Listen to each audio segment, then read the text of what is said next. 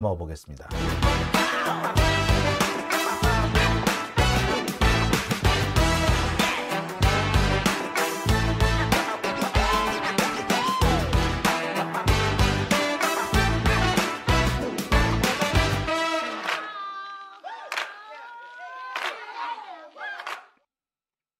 네, 오밤중의 뉴스 함께하고 계십니다.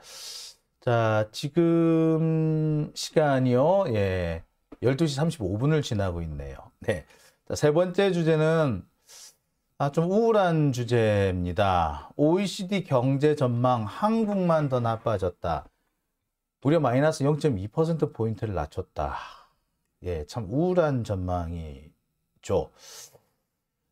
전 세계가 지금 코로나에서 벗어나면서 경제 성장이 회복 국면으로 지금 들어오고 있어요. 그럼에도 불구하고 우리나라만 경제가 지금 뒷걸음질 치고 있는 상황입니다.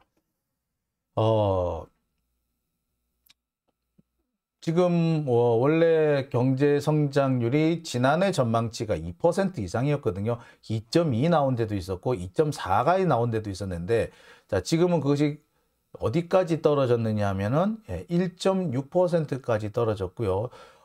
일부이긴 합니다만 1% 성장을 못할 것이라는 전망도 지금 슬슬 나오기 시작합니다.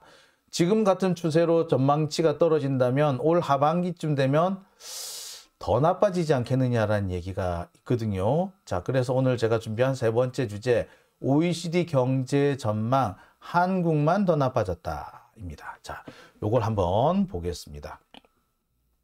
자, OECD 경제 전망이 어떻게 바뀌었느냐? 자, 이렇습니다. 조선일보 보도예요. 이건 조선일보 지들이 하는 얘기니까 확실하겠죠? OECD 경제 전망 전 세계 높이고 한국은 낮췄다. 세계 경제 성장치, 평균 성장치입니다. 2.2에서 2.6으로 무려 0.4%포인트나 증가했어요. 그런데 한국은 1.8에서 1.6으로 하향됩니다. 원래 2.4에서 2.8로 훅 떨어졌었는데 그게 한 번 더 훅 떨어진 거죠. 계속 추락을 하고 있습니다. 참씨 열받죠. 취약한 회복 전망한 OECD, 특히 한국의 회복은 낮췄다. 자, 취약한 회복. 전 세계는 취약하지만 그나마 경제 성장이 회복이 되는데 한국은 경제 성장률이 떨어질 거다로 봤다는 겁니다. 자, 이 기사는 볼까요? OECD 올해 경제 성장률 2.6으로 상향, 한국은 1.6 예상. 이게 참 기사가 제일 더러운 기사예요. 이게 뉴스원 기사인데, 올해 경제 성장률 2.6으로 상향, 우리나라가 2.6인 줄 알잖아, 이렇게 되면. 근데 한국은 1.6 예상. 더 떨어졌다는 얘기는 안 하죠. 자, 한국의 경제, 우리가 전 세계가 성장하든가 말든가, 우리가 떨어졌으면 나빠진 거지. 한국은 나빠지고 세계는 회복된다. 이게 정상적인 기사죠. 한국은 1.6, 전 세계는 2.6. 이게 정상입니다. 한국은 떨어지고 세계는 회복되고. 이게 정상인데 이 기사 내용을 보면은 이 제목 달린 꼬라지가 뭐다? 마치 한국이 2.6% 상향될 것처럼 올해 경제 성장률 상향. 한국도? 아니, 한국은 아니야. 한국하고 우리나라 경제 성장 방향하고 그 세계 경제 성장 방향이 반대면 우리 거부터 먼저 하는 게 정상 아니야? 근데 싹 안 좋은 건 뒤로 싹 숨겼지. 교묘하게. 이러니까 기레기 소리를 듣죠. 자, 여하튼 자, 지금 그래프상으로는 이렇습니다. 원래 우리나라 경제 성장률 작년 6월 윤석열이 집권할 당시만 해도 2.8%였습니다. 9월에 2.2로 떨어지더니 그 다음에 11월에 1.8로 떨어지고요. 급기야 1.6으로 떨어진 겁니다. 경제 전망치입니다. 경제 전망치. 맨 처음 경제 전망치 작년 6월만 해도 작년 6월에 2023년에 한국은 2.8%까지 성장할 걸로 보여요 라는 아주 밝은 전망이 있었습니다. 그런데 9월이 되니까 조금 안 될 것 같네요. 2.2로 떨어집니다. 이때만 해도 아이씨 그럴 수도 있지였어. 11월이 되니까 갑자기 훅 떨어져가지고 1.8이 나옵니다. 무려 5달 사이에 0.7%포인트나 하락을 했어요. 그러더니 다시 5달 뒤인 3월에는 1.6으로 떨어졌습니다. 이렇게 푹푹 떨어지기도 쉽지 않아요. 아니, 어떻게 몇 달 사이에 전망치가 이렇게 떨어질 수가 있습니까? 이렇게 갑자기 떨어지는 거는요, 거의 이게 2.5에서 1.6이 되면은 거의 절반 수준 아닙니까? 절반 가까이 떨어지는 거는요, 언제 때나 가능하냐면 IMF 같은 그런 그 외부적인 충격이 있거나 코로나 사태 같이 이렇게 극단적인 상황에서나 벌어질 법한 일인 거예요. 근데 코로나도 아니고 IMF도 아니야. 그런데 이렇게 갑자기 떨어진 이유가 뭘까요? 이유는 딱 한 가지지. 윤석열이 개판 쳤기 때문이지. 윤석열이 잘했으면 이런 게 나올 턱이 없죠. 윤석열이 똑바로 못하니까 이렇게 나오는 거 아닙니까? 다 어떻게 보면 이거는 정말 윤석열 탓이야. 뭐 달리 말할 필요도 없죠. 뭐 다른 설명이 필요합니까? 그죠? 자, 전 세계 경제 성장 전망치를 좀 볼게요. 보세요. 전 세계는 이렇대. 올해는 2.6, 내년은 2.9, G20은 2.6, 2.9. 그러니까 G20, 우리나라가 G20에는 들어가거든요. G20은 성장률이 더 높아. 그리고 유로존도 더 상승이 높아졌어. 근데 보세요.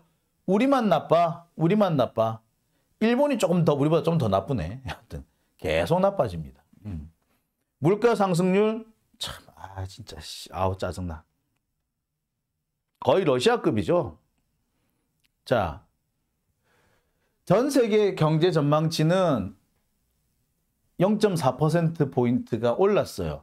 미국은 1%나 올랐고 중국도 0.7% 올랐어. 일본이 좀 떨어졌네. 인도, 독일, G20, 유로 다 올랐는데 우리만 0.2%포인트가 떨어졌습니다.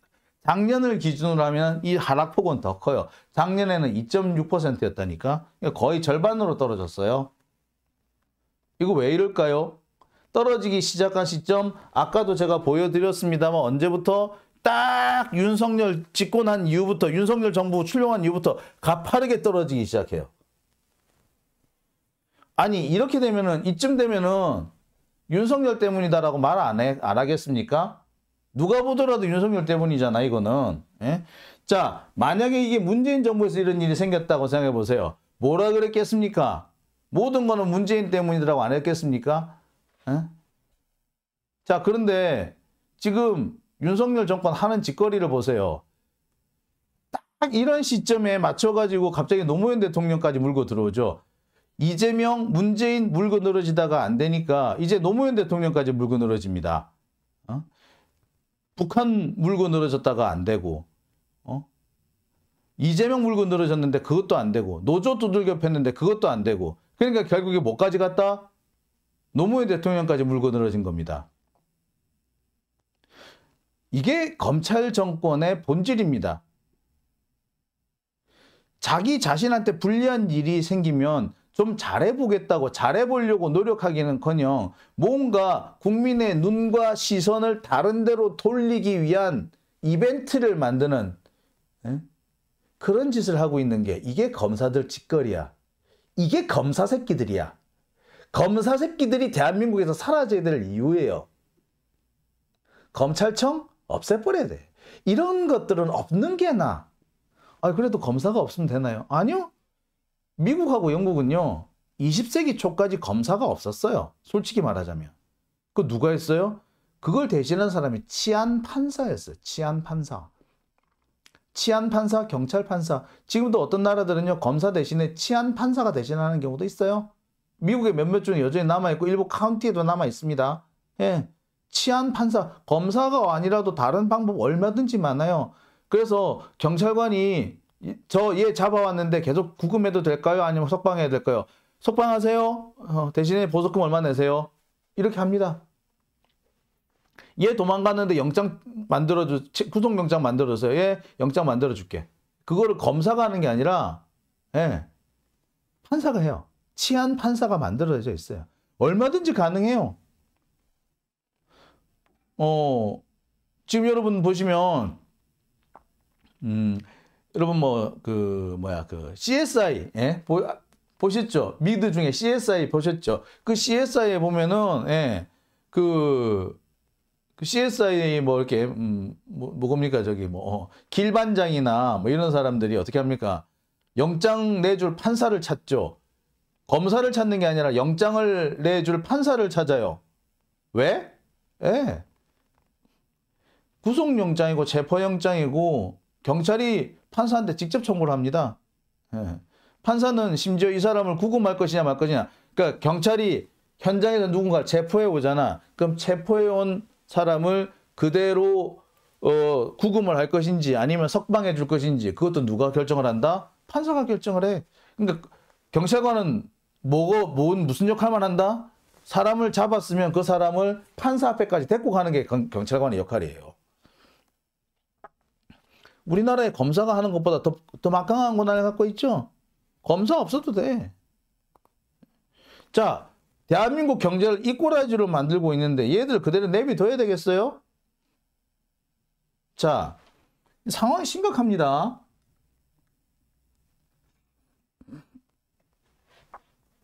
자, OECD가 한국의 경제 성장률을 작년 11월까지만 해도 1.8로 봤어. 근데 물론 작년 6월 달에는 2.6으로 봤죠. 근데 쑥쑥 떨어졌어요. IMF는 예, ABD 이거는 아시아개발은행이에요. 아시아개발은행은 더 낮게 보고 있고 피치 세계적인 신용평가 기관이죠. 신용평가 기관은 이렇게 1.2%로까지 낮췄어요. 진짜 사태 심각한 거예요.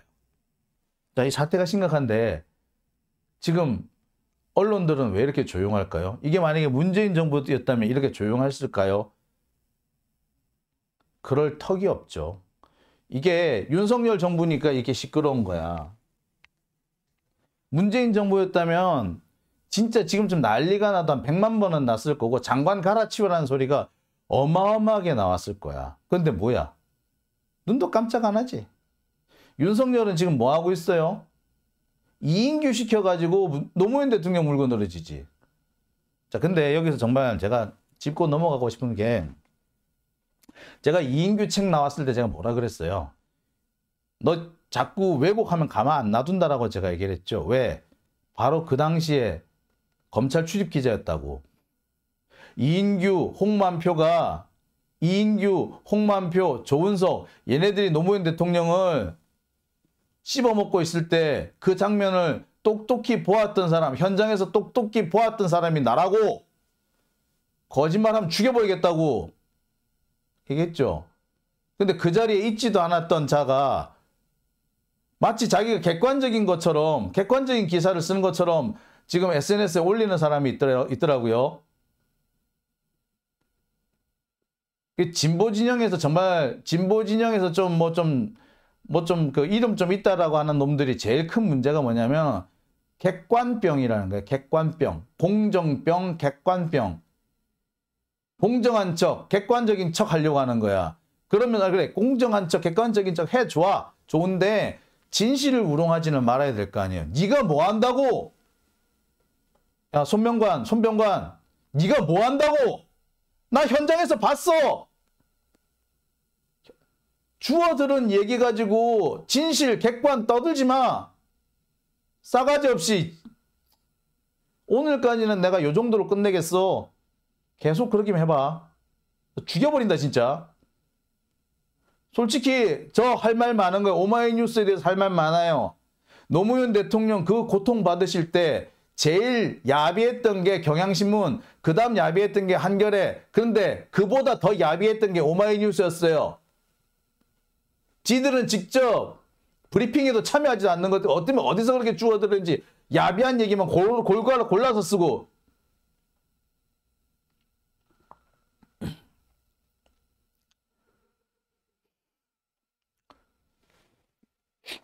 하여튼 봅시다.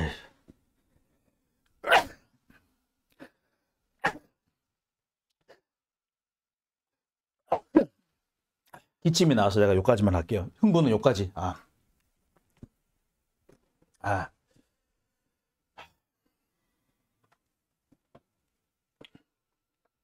한 가지만 제가 이 손병관 기자한테 꼭 한 가지만 내가 짚고 넘어갈게요. 경연희 사건이라고 있어요. 그 경모 씨라고 알려져 있는데, 그 노무현 대통령의 따님이 거기 미국에서 집을 샀다고 할 때 그 집 주인이에요. 그 사람한테서 노무현 대통령 딸이 그 따님이 노정현 씨가 그 집을 사요. 근데 선금은 계약금은 줬는데 계약금 주고 난 다음에 사건이 터져가지고 이게 후속으로 돈을 못 보내고 있었어요. 그러니까 뭐 그 잔금이랑 다 치러야 될 거 아니에요. 근데 중도금 잔금을 못 치르고 있었어. 그런데 이 사람이 돈을 달라고 우리나라에 들어옵니다. 그러니까 그 당시 노무현 대통령 돌아가시고 권양숙 여사가 부랴부랴 돈을 마련해서 줘요. 근데 그 상황이 참 안 좋은 상황이잖아요. 그래서 딴 데로 조용한 나름 친척을 시켜가지고 몰래 전해주려고 그렇게 해요. 그래서 비닐하우스 이런 얘기 나고 막 그런 겁니다. 자, 그런데 그 당시 수사를 했던 사람이 누군 줄 아세요? 수사 담당자가 누군지 아세요? 윤석열이었어요. 그 당시 윤석열이 몇 달에 걸쳐가지고 노정현 씨를 괴롭혔어요. 그런데 결과가 뭐였는 줄 아세요? 외환관리법 위반이야. 돈의 출처에는 문제가 없었다는 얘기죠. 돈의 출처가 문제가 있었으면 검찰이 그때 그렇게 넘어갔을까? 못 넘어갔지. 안 넘어갔지. 윤석열이 그냥 넘어갔을까? 안 넘어갔을 거예요. 결국에 외환관리법 위반은 끝나버립니다. 할 게 없으니까 그걸로 한 거야. 돈의 출처에는 문제가 없었거든.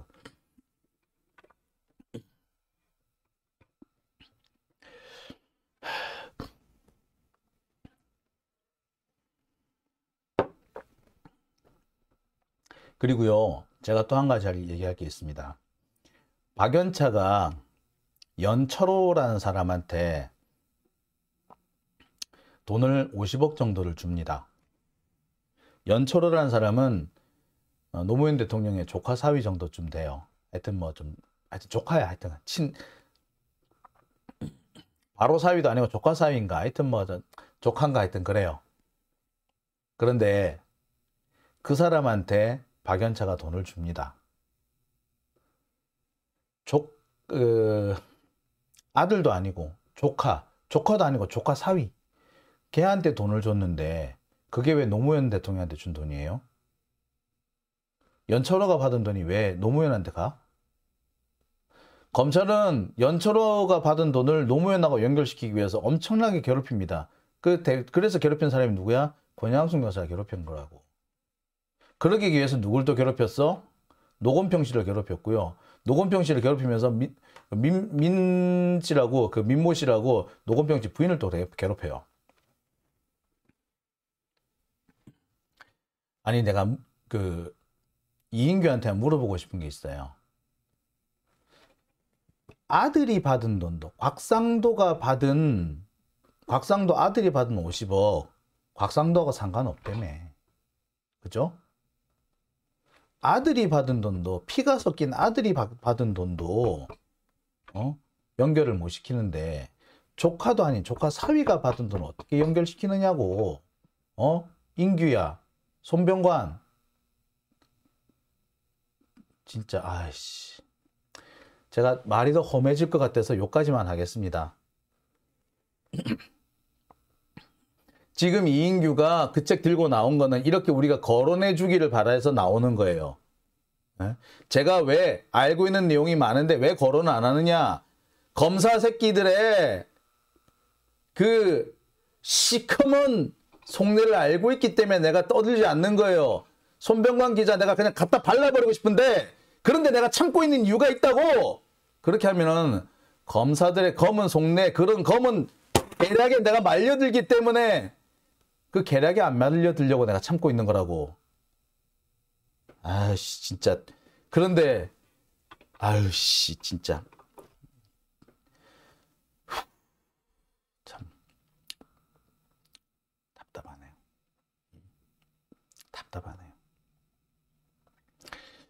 자, 여기서 확실하게 드러나는 게 있습니다. 윤석열 정권 보복 외에는 할 줄 아는 게 없다는 거죠. 한동훈 깐족거리는 것 외에는 할 줄 아는 게 없습니다. 보복과 깐족, 이것이 검찰의 본질이자 검찰 정권의 특징인 거죠. 지금 이인규가 책 낸 거 바로 이 보복과 깐족거림, 이것을 10분 활용하기 위한 겁니다. 이인규 지금 얼마나 깐족거리는지 아시죠? 여기에 부하내동하면서 이인규가 맞는 말을 하고는 있어. 아유 씨 진짜 확 죽여버릴라 진짜. 잘 알지도 못, 제일 무서운 게 뭐냐면 잘 알지도 못하면서 설치는 거예요. 잘 알지도 못하면서 진실 운운하면서 깐족거리는 거예요. 이렇게 깐족거리면, 손병관 기자 같은 깐족거리면 내가 또 대놓고 반박할 수밖에 없게 되고, 이걸 반박하게 되면 이게 오며 가며 여론과 관심의 표적이 될 것이고, 그렇게 되면 노무현 대통령은 다시 한번 관속에서 꺼집어내서 또 한번 무관 참시를 당하게 될 거고,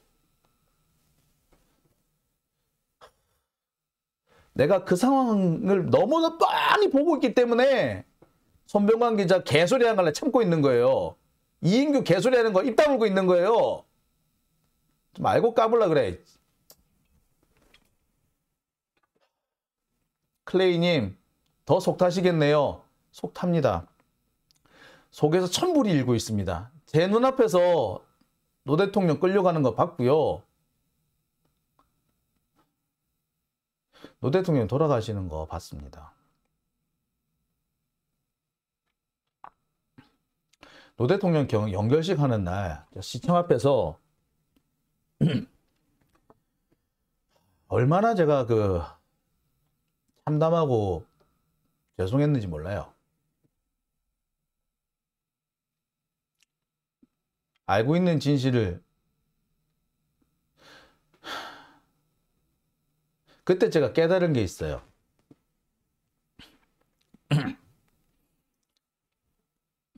기계적 중립을 지키기 위해서 진실을 말하지 않으면, 기계적 중립을 이유로 진실을 말하지 않으면 그거는 중립이 아니라 나쁜 짓 하는 놈을 편드는 거라고. 기계적 중립 좋아하고 있네. 개나 줘버리라 그래. 이씨. 자, 장영진 TV 오늘은 여기까지만 하겠습니다. 제가 자꾸 이제 화가 나니까 핏대가 오르는데 오늘 여기까지만 할게요. 자, 후원해주신 분들 소개해 드릴게요. 오늘은 정말 많은 분들이 후원해 주셨네요. 하루님, 준우시우님, 클레이님, 분노하는 장기자 멋집니다. 아이고 죄송합니다. 김종희님, 그 다음에 테디 12남매 맘님, 테디 12남매 맘님은 회원까지 가입해 주셨네요. 감사합니다. 황민선님, 진실한 방송 잘 듣고 있습니다. 건강 조심하십시오 라고 하셨고요. 라니님, 신재현님, 베리님, 3,300명 시청하시는 분들 감사합니다. 0이 하나 더 있었으면 좋겠다고 하셨네요. 33,000명. 아유, 꿈같은 얘기입니다만 저도 바랍니다. CK님, 필라델피아에서 뜨겁게 응원합니다 라고 하셨고요. 조창호님, 여러 차례 후원해 주셨네요. 감사합니다. 그러면 대전 건물주님, 너무 재밌게 보고 계신다고, 특히 재판 얘기 재밌게 보고 계신다고 해주셨습니다. 자, 오늘 이렇게 후원해 주신 분들께 다시 한번 감사드립니다. 장영진 TV 오늘은 여기까지만 하겠고요. 저는 내일 저녁 때 또 어김없이 다시 또 찾아뵈려고 합니다. 함께 해주신 분들께 다시 한번 감사드리겠습니다. 오늘도요 함께 해주셔서 너무 감사드리고요. 내일 저녁 때 다시 더 좋은 소식 가지고 더 잘 취재된 소식을 가지고 여러분들 찾아뵙겠습니다. 편안한 밤 되십시오. 내일 뵙겠습니다.